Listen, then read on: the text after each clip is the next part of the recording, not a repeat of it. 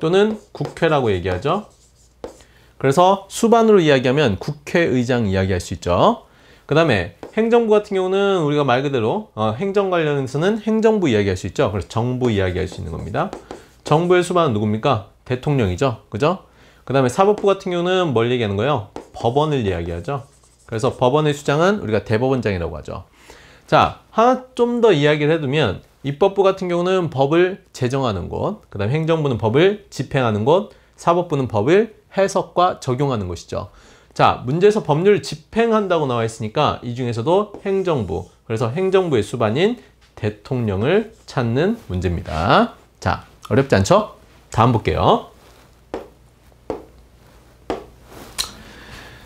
자, 15번 개념, 15번 문제입니다. 그림이 의미하는 경제 개념으로 가장 적절한 것도 있죠. 자, 두 가지가 나와 있네요. 하나는 욕망이 나와 있고 다른 하나는 자원의 양 나와 있습니다. 자, 경제 문제 할 때 여러분들 가장 먼저 배우는 게 뭐죠? 경제, 선택, 경제 문제가 생기는 가장 근본적인 원인에서 이야기하는 게 있을 거예요. 뭐라고 합니까? 바로 자원의 희소성에 대한 겁니다.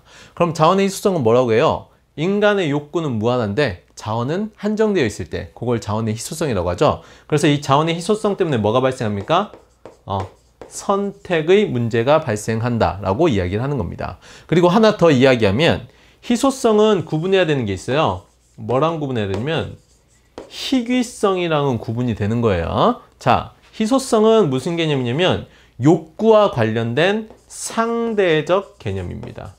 상대적 개념인데 희귀성 같은 경우는 절대적인 수량과 관계 있죠. 그래서 이거는 약간 절대적 개념이라는 거, 그 정도도 좀 알아두시면 되겠죠.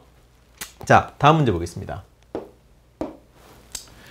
자, 16번 문제예요. 두 사람의 대화 내용에 해당하는 실업의 종류 나와 있죠. 실업 그러면 우리가 크게 구분할 때 두 가지로 구분하죠. 두 가지로 구분하는데 뭐하고 뭐로 구분합니까? 하나는 자발적이 있고 다른 하나는 비자발적 실업이 있어요. 그럼 여기서 일단 볼까요? 계절적 실업이 있고 구조적 실업이 있고 마찰적 실업이 있고 경기적 실업이 있습니다. 이 네 가지 중에서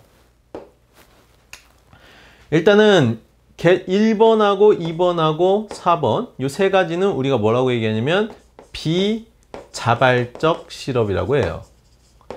왜냐면 자기는 원하지 않지만 계절이 그래서 대표적인 게 뭐냐면 장마철에 건설 노동자 같은 경우는 비 때문에 건설을 더 이상 할 수가 없죠. 그 다음에 겨울철에 농민들 같은 경우는 물론 요즘 비닐하우스나 이런 것들 있지만 예전 같은 경우는 겨울철에 농민들은 쉬어야 되거든요. 그런 것들 우리가 계절적 실업이라고 합니다. 자, 구조적 실업 같은 경우는 산업 구조가 바뀌면서 생기는 실업들이에요. 예를 들어서 그전에는 노동자가 다 일을 했는데 기계화가 되면서 노동자들이 일거리를 잃는다거나 이런 것들이 구조적 실업, 또는 산업 구조가 바뀌고 그 다음에 공장이나 아니면 기업의 그런 구조가 바뀌면서 그때 나타날 수 있는 게 구조적 실업이라고 이야기를 할 수 있습니다. 자, 경기적 실업 같은 경우는 경기 침체기에 구조조정하면서 그러면서 어떻게 보면 인원을 감축하는 그런 쪽에서 이야기를 할 수가 있는 거죠. 그래서 이 세 가지는 우리가 비자발적 실업이라고 하고요. 반면에 마찰적 실업 같은 경우는 내가 능력이 되는데 아니면 내 개인상의 이유 때문에 뭔가 이직을 고려하면서는 자발적 실업에 들어갑니다. 그래서 일단 이렇게 두 개 구분해 놓고 그 다음에 문제 볼게요. 자, 문제 보니까 두 사람의 대화 내용에 해당하는 실업의 종류 나와 있습니다. 자, 하던 일이 뭐에 맞지 않는다고 했어요? 적성에 맞지 않아서 그만두고 새로운 일을 찾고 있어. 이거 자기가 스스로 결정한 거죠. 이 사람도 봅시다. 나도 직장을 그만뒀어. 월급이 적더라도 여가 시간이 많은 곳을 찾는 중이야. 역시 뭡니까? 자기가 스스로 나와서 그래서 새로운 직장을 찾고 있죠. 그래서 이거는 우리가 자발적 실업에 해당하는 마찰적 실업으로 볼 수가 있겠네요. 자, 다음 문제 볼게요. 자, 17번 문제입니다. 다음 내용에 해당하는 나라. 자, 역사 문제죠. 청동기를 배경으로 한 우리나라 최초의 국가. 이거 뭡니까? 예, 고조선이죠. 예, 그래서 고조선에 대한 설명이네요. 자, 널리 인간을 이롭게 한다는 건국이념 뭡니까? 홍익인간 이야기하는 거죠. 그 다음 나라를 다스리기 위한 8조법. 예, 8조법도 이야기 나왔어요. 그래서 이건 고조선에 대한 설명.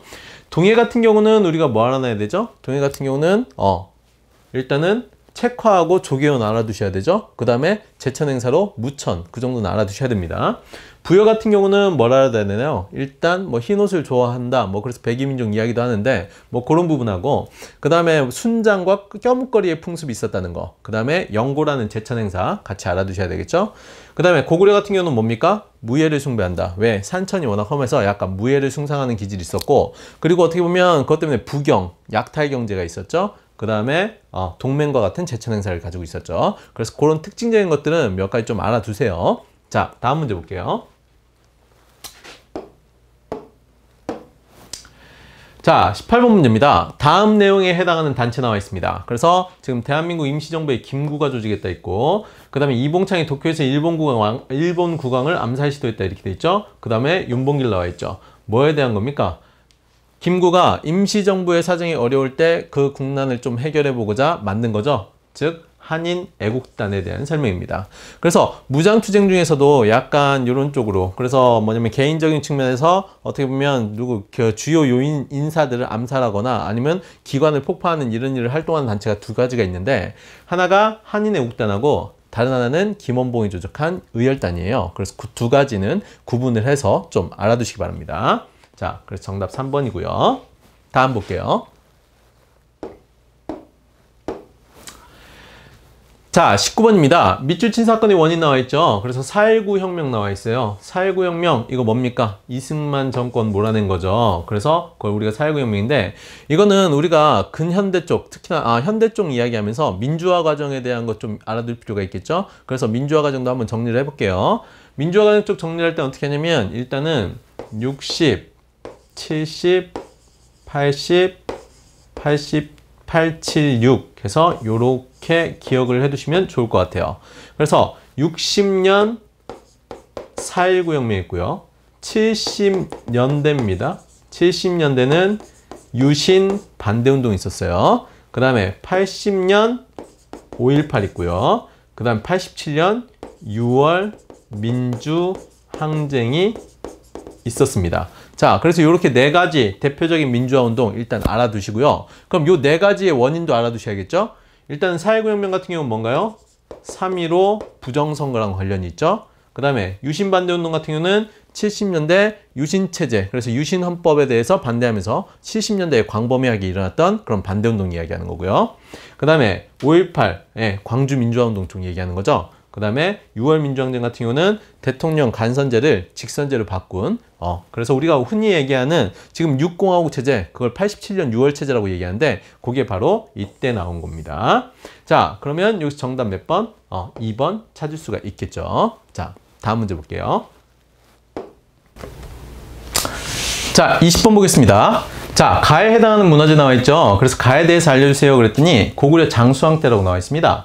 남진 정책을 추진하여 한반도 남한강 유역까지 진출했던 사실을 알려주는 비석들 있죠. 자, 고구려 시대에 우리가 비석하면 크게 두 가지 있죠. 두 가지가 있는데, 하나는 광개토 대학릉비가 있고, 다른 하나는 중원 고구려비가 있습니다. 중원 고구려비는 다른 말로 뭐라고도 하냐면 충주 고구려비라고도 해요. 그래서 고구려가 남한강 유역을 확보했다는 사실을 알려주는 비석이죠. 그래서 여기서 정답이 될 수 있는 거는 3번이 되겠죠.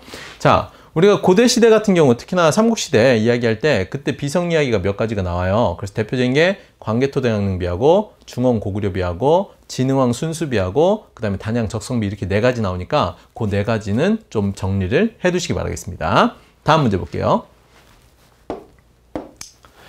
자, 21번입니다. 21번 같은 경우는 지금 산과 물, 그 다음 땅의 모양이 인간 생활에 영향을 준다는 사상 나와 있죠. 그래요. 이거 뭡니까? 산세와 지형이 인간의 기륭화복에 영향을 준다. 즉 풍수지리설에 대한 설명입니다. 그래서 신라말 도선에 의해서 창시된 풍수지리설에 대한 설명이죠. 그래서 정답 될 수 있는 거는 4번이 되겠죠. 조금 더 부연 설명을 하자면, 일단 신라말 그러면 5가지 키워드를 기억을 하셔야 돼요. 5가지 키워드를 기억하셔야 되는데, 하나는 주도 세력이었던 애들, 그래서 호족, 지방 호족하고요. 그 다음에 육두품 세력 기억을 하셔야 되고요. 그 다음에 여기다가 플러스 해가지고 사상 3가지 좀 알아두시면 좋은데, 일단은 유교, 이거는 육두품 세력에 의해서 들어오는 거죠. 그 다음에 불교 중에서도 선종, 그리고 나머지 하나가 바로 이 풍수질설입니다. 그래서 우리가 신라 말 같은 경우는 이 5가지 키워드로 정리를 하면 좀 깔끔하게 정리를 할 수가 있어요. 자, 다음 문제 볼게요. 자, 22번입니다. 두 사람의 대화 내용에 해당하는 사건 나와 있습니다. 여기 보니까 누구 나와 있나요? 예, 최충원의 노비 나와 있죠. 누구 얘기하는 겁니까? 만정 이야기하는 거죠. 그래서 신분 해방을 주장하며 봉기했다. 그래서 왕후장상의 시가 따로 있느냐라고 하면서 주장했던 만정의 난에 대한 이야기입니다. 물론 이제 중간에 발각이 돼서 그래서 실패하긴 했는데, 근데 고려 말 우리가 뭡니까? 무신정변기에 일어났던 그때의 그 하층민하고 그다음에 신분해방운동 구분해가지고 공부하실 때는 반드시 기억을 해두셔야 되는 거죠. 일단 그래서 정답은 1번 되는 거고요. 그 다음에 김원창의 난은 우리가 통일신라 때 있었던 거죠. 그 다음에 홍경래의 난 같은 경우는 조선시대고요. 그 다음 망이망소의 난 같은 경우도 역시 무신정권 때 있었는데, 근데 요거는 천민, 지방의 천민 봉기운동이다. 그 정도만 알아두시면 되겠네요. 자, 다음 볼게요. 자, 23번입니다. 다음 업적을 남긴 조선의 왕 나와 있죠. 그래서 추국이 나와 있고요. 그 다음 칠정산 나와 있고, 사군육진 누굽니까? 예, 너무 많이 알죠. 세종대왕에 대한 겁니다. 자, 추국 같은 경우는 농업과 관련이 있죠. 그래서 빗물의 양을 재서 농업과 관련 있게 그래서 한 거고, 그 다음 칠정산이라고 하면 역법입니다. 그래서 지금으로 얘기하면 달력 생각하시면 돼요. 그 다음에 사군육진 같은 경우는 뭡니까? 두만강하고 압록강유역의 영토. 그래서 지금의 국가 영토를 만든 게 세종대왕 때다. 그렇게 이야기를 할 수가 있죠. 자, 다음 볼게요.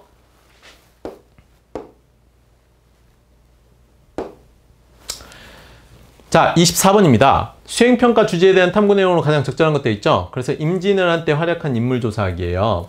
일단 귀주에서 병사를 지휘하는 강감찬 나와 있는데, 이건 언제입니까? 이거는 고려 전기죠. 그래서 11세기 거란과 관계가 있어요. 자, 그 다음에 별무반을 이끌고 여진족을 정벌하는 윤관 나와 있는데, 윤관은 언제? 요거는 12세기 여진족이란 관계가 있죠.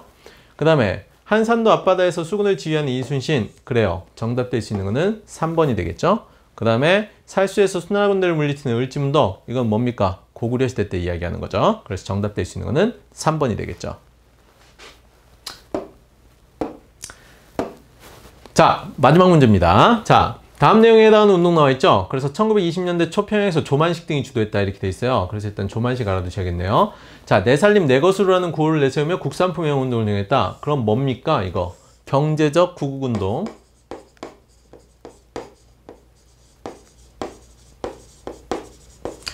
자, 그래서 경제적 구국운동하면 두 가지 이야기할 수 있습니다. 두 가지 얘기할 수 있는데, 하나는 뭐가 있냐면 국채보상운동이 있어요.